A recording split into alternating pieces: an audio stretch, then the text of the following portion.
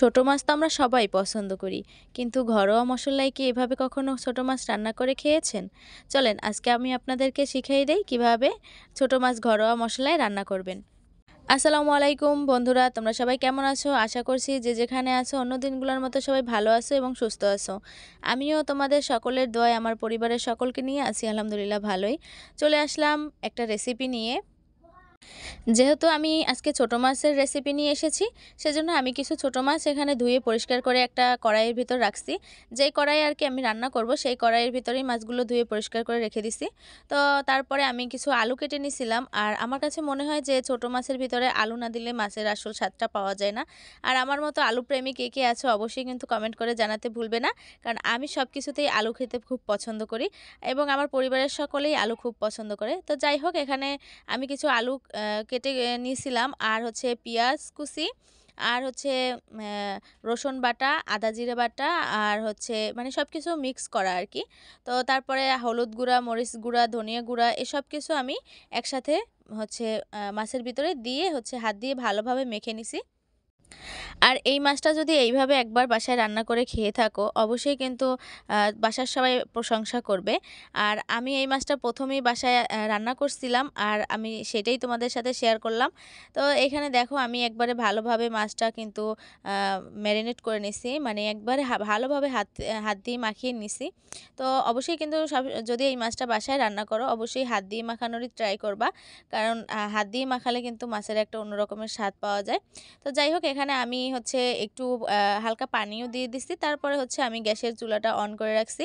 আর আমি যেই মাছটা আজকে রান্না করছি সম্পূর্ণ কিন্তু ঘরোয়া মশলা। আমাদের সবার বাসায় মোটামুটি এরকম এই মশলা আর কি থাকে, মোটামুটি কি সবার বাসায় এই মশলা থাকে। তো এই মশলা দিয়ে যদি তুমি বাসায় এই মাছটা রান্না করে খাও, একবার খেলে তোমার দ্বিতীয়বার খেতে মনে চাইবে, মানে এত বেশি মজা লাগে আমার কাছে যেটা মনে হয় আর কি। তো যাই হোক, এরপরে আমি হচ্ছে একটা ঢাকনা দিয়ে ঢেকে, যেহেতু আমি একটু পানি দিয়ে দিছিলাম, তো আমি একটা ঢাকনা দিয়ে ঢেকে রাখছি। পরে যখন মাছটা প্রায় মানে পানিটা শুকিয়ে আসছে, তখন আমি কিছু আবার কাঁচামরিচ কুচি দিয়ে দিলাম। তারপরে এই পর্যায়ে কিন্তু আমি আরও একটু ভালোভাবে নাড়াচাড়া করে দিচ্ছি। এইভাবে কিন্তু আমি কয়েকবার করে পানি শুকিয়ে নিয়েছি, মানে ভালোভাবে করে আর কি মশলাটা জানি মাছের ভিতরে ঢোকে সেরকমভাবে করে ভালোভাবে কষিয়ে নিচ্ছিলাম। আর হচ্ছে বারবার করে হালকাভাবে একটু নেড়ে দিচ্ছি, যেহেতু ছোট মাছ আর হচ্ছে হাতে মেখে দিছি, এই জন্য একটু আলতোভাবে হচ্ছে উল্টিয়ে পাল্টিয়ে ভালোভাবে নাড়া দিতে হবে। আর হচ্ছে ঢাকনা দিয়ে বারবার কিন্তু ঢেকে দিতে হবে, তাহলে কিন্তু মশলাটা একদম ভালোভাবে মাছের ভিতরে ঢুকবে। তো দেখতেই তো পাচ্ছেন যে আমি কয়েকবার কিন্তু এভাবে উল্টিয়ে পাল্টিয়ে ভালোভাবে নাড়াচাড়া করে এক পর্যায়ে কিন্তু পানিটা একবারে ভালোভাবে শুকিয়ে মাছের কড়াইয়ের সাথে লেগে যাবে। তো এইটাই কিন্তু আমার লাস্ট পানি দেওয়া। এর পর্যায়ে কিন্তু আমি আবার একটু ভালোভাবে পানি দিয়ে হচ্ছে এটাকে আবার একটু কষিয়ে নিচ্ছি। তো এরপরে কিন্তু আমি আর কোনো পানি ব্যবহার করব না। তো এরপরে এই যে দেখেন আমি কিন্তু ভালোভাবে করে বারবার করে নেড়ে দিচ্ছি। আর অবশ্যই কিন্তু আলতোভাবে নেড়ে দেবেন, নয়তো কিন্তু মাছগুলো ভেঙে যাওয়ার সম্ভাবনা আছে। তো এরপরে এই যে দেখেন আমি কিন্তু আবার একটা ঢাকনা দিয়ে হচ্ছে মাছগুলো ঢেকে দিব। তো আরেকটা কথা বলি, এখানে কিন্তু ছোট মাছটা রান্না করলে আমার বাসায় যেহেতু বাচ্চা আছে, এজন্য আমি একটু ঝালটা কমিয়ে দিছি। আপনাদের ক্ষেত্রে যদি আপনারা ঝাল খেতে পছন্দ করেন, সেক্ষেত্রে কিন্তু আপনারা একটু ঝালটা বাড়িয়ে দিতে পারেন।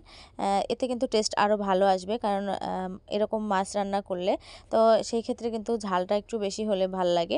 তো আমি আসলে ঝাল পছন্দ করি, কিন্তু বাচ্চা ছোট এজন্য হচ্ছে এরকমভাবে তরকারির ভিতরে দিয়ে খেতে পারি না। কিন্তু আমি যতটুকু দিয়েছি এতেই কিন্তু মাশাআল্লাহ অনেক বেশি মজা হয়েছিল। তো এই পর্যায়ে কিন্তু আমার ঝোলটা প্রায় শুকিয়ে আসছে, আর এই সময়টায় কিন্তু আমি বেশি করে হচ্ছে ধনিয়া পাতা দিয়ে দেবো। আর ধনিয়া পাতা দেওয়ার সময় কিন্তু কোনো কিপটামি করা যাবে না, কারণ ধনিয়া পাতাটা একটু বেশি দিলে কিন্তু মাছটা খেতে মাশাআল্লাহ অনেক বেশি মজা লাগে। তো এই যে দেখেন আমি কিন্তু ধনিয়া পাতা কুচিগুলো দিয়ে দিছি, আর দিয়ে হচ্ছে ভালোভাবে নেড়ে দিচ্ছিলাম। তো দেওয়ার পরেই কিন্তু আসল ঘ্রাণটা বের হয়েছে, মানে শীতকালে যে এই মাছটা রান্না করলে এত বেশি মজা লাগে। আর ধনিয়া পাতা দিলে কিন্তু কেমন জানি শীত শীত একটা মানে ভাব আসে। তো যাই হোক, এই যে এ পর্যায়ে কিন্তু আমার মাছ রান্না প্রায় শেষের দিকে। আর এই যে একটু হালকা একটু পানি আছে, তো এই পানিটা কিন্তু আমি একদম ভালোভাবে শুকিয়ে নিব।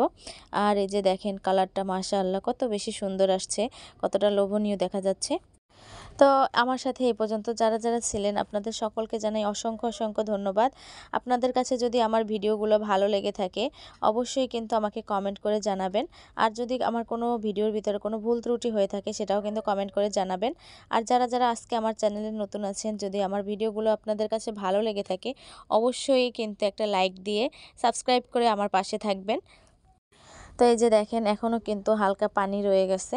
আমি কিন্তু এটা একভাবে এইরকমভাবেও যদি কেউ খেতে চান যে হালকা একটু ঝোল থাকবে সেক্ষেত্রেও কিন্তু নামিয়ে নিতে পারেন, কিন্তু আমি চাচ্ছিলাম একবারে পানিটা শুকিয়ে নিতে, তো আমি কিন্তু সেটাই করেছি, একবারে পানিটা শুকিয়ে নিয়েছি।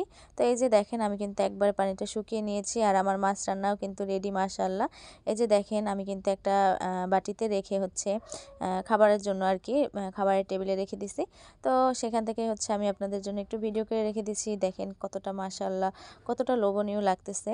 তো আসলে কিন্তু খেতে অনেক বেশি মজা হয়েছিল। আর এরকমভাবে যদি মাছ রান্না করেন ঘরোয়া উপকরণে, বাসার সবাই কিন্তু ছোট থেকে বড় সবাই অনেক বেশি পছন্দ করবে। তো তারপরে আমি আবার একটু ব্যালকনিতে গিয়ে আবার একটু আপনাদেরকে দেখাচ্ছিলাম যে কালারটা কতটা সুন্দর আসছে।